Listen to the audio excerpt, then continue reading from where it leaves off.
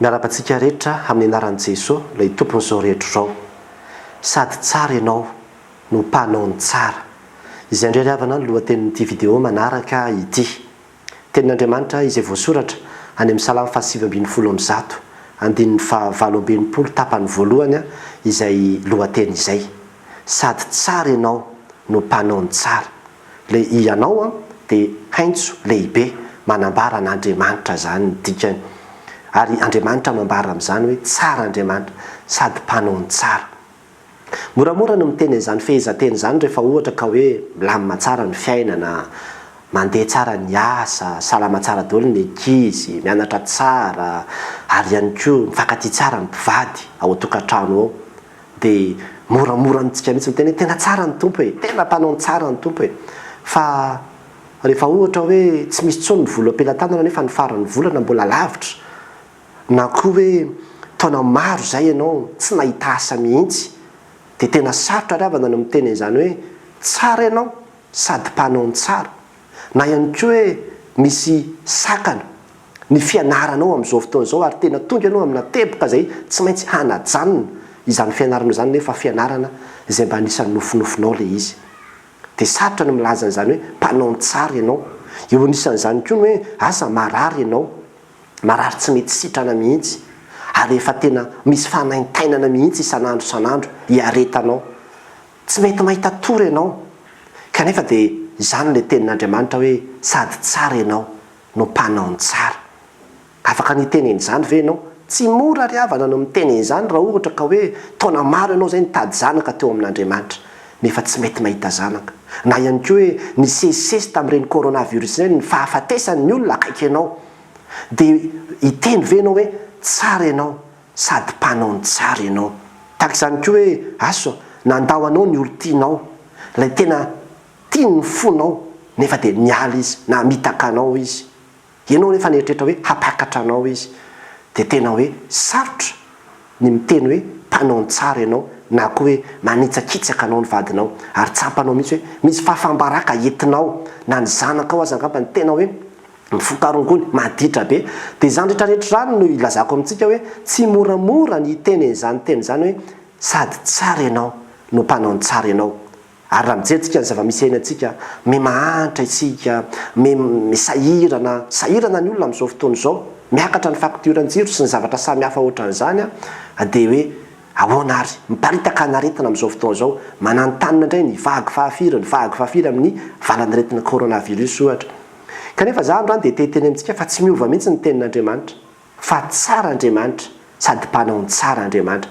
Ary izany fahoriana rehetrarehetra izany rehefa tena zointsika dia vokatry ny adalana nataontsika olombelona ihany, satria Andriamanitra ny amin'ny Genesisy dia nanome antsika tany sy tontolo tsara, voavoatra tsara, fa itsika noho ny amin'ny fahotana dia namotika, ary ny zava-misy rehetrarehetra izay fahoriana sy ny zavatra samihafa mianjady amintsika dia vokatry ny fahotana daholo. Kanefa ry havana dia izao hoe ny tena ahitantsika ny fahatsaran'Andriamanitra dia izao tsy navelan'Andriamanitra ho potika sy ho lo sy ho simba teo fotsiny tsika, fa nomeny ny zanany. Ny nanomezan'Andriamanitra ny zanany no ny tena faratapony ahitantsika ny fahatsaran'Andriamanitra, satria io zanak'Andriamanitra izay nomeny io dia Jesosy Kristy tompo no nidina tetỳ ambonin'ny tany mba hanaisotra ny fahotantsika. Io Jesosy Kristy tompo io no nidina, ilay Andriamanitra tonga nofo io ilay Immanuel, Andriamanitra miara-monina amintsika, dia izao nomen'Andriamanitra an'io tsika. Izy ilay antsoina hoe antidote na hoe vahaolana, fanafody hiatrehantsika n'izany zavatra rehetrarehetra izany. Ka iza manana an' Jesosy Kristy ao anatiny, na mandalo an'izany olana sy faharatsiana samihafa izany ary izy manana hery izy, manana fiadanana izy, manana fanantenana izy noho ny amin'ny herin'i Jesosy Kristy izay mitoetra ao anatiny. Ary izany ny mahatonga hoe tsara Andriamanitra. Na dia mandalo asaliko ny fahafatesana aza ao izy ny mpanao salama, dia tsy atahotra ny loha izao fa ianao no amiko.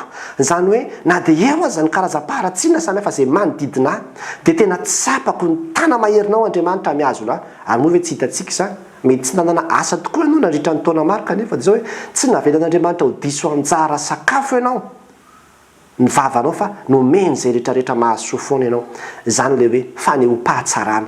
Ary raha ny tena marina ry havana dia izao ao anatin'ireny karazam-pahoriana samihafa ireny mihitsy no tena anehoan'Andriamanitra ny fitiavany, ny fahalehibiazany, ny fahatsarany, eo amin'ny fiainantsika.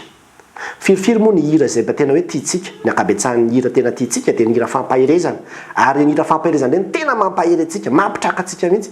Reny hira reny dia tadio tsara fa matetika ny fototra ny aingan'ny mpanoratra nanoratra an'ireny dia ny ainga avy amina sedra daholo. Izany hoe nisy zavatra mafy ny lalovany tao ka tao anatin'izay sedra ny lalovany izay dia nahavita namorona hira fampahirezana izy. Izany hoe na dia ao anatin'ny fahoriana lalina izay atrehanao ara dia misy zavatra tsara hivoaka ao, zavatra tsara izay ampahery ny olona maro isan-karazany mihitsy. Ary izay ilay mbola hoe fahatsaran'Andriamanitra. Ain'Andriamanitra tao ny mamadika ny situation izay iainantsika ahatonga fanomezam-boninahitra azy. Ary izay ilay mbola fahatsaran'Andriamanitra. Maneho ny fitiavany antsika izy. Ka nizaniza miankina aminy, nizaniza miaraka aminy dia nambarany manao hoe ety amin'izao tontolo izao no ahitanareo fahoriana nefa matoky izao efa naharesy izao tontolo izao. Ao amin'i Jesosy Kristy no misy ny vahaolana rehetra. Ka na marary ianao, na sahirana ianao, na misy zavatra samihafa izay mahazo anao rehefa manana an'i Jesosy Kristy ianao manana fifaliana, manana fanantenana ary afaka miatrika an'izany zavatra samihafa zany miaraka amin'ny Jesosy Kristy. Dia mbola mahita ny fahatsaran'Andriamanitra foana ianao na dia ao anatin'ny zavatra samihafa tahaka an'izany ary izany no mahatonga antsika hoe andao teneny foana hoe tsara ianao sady mpanao ny tsara ianao.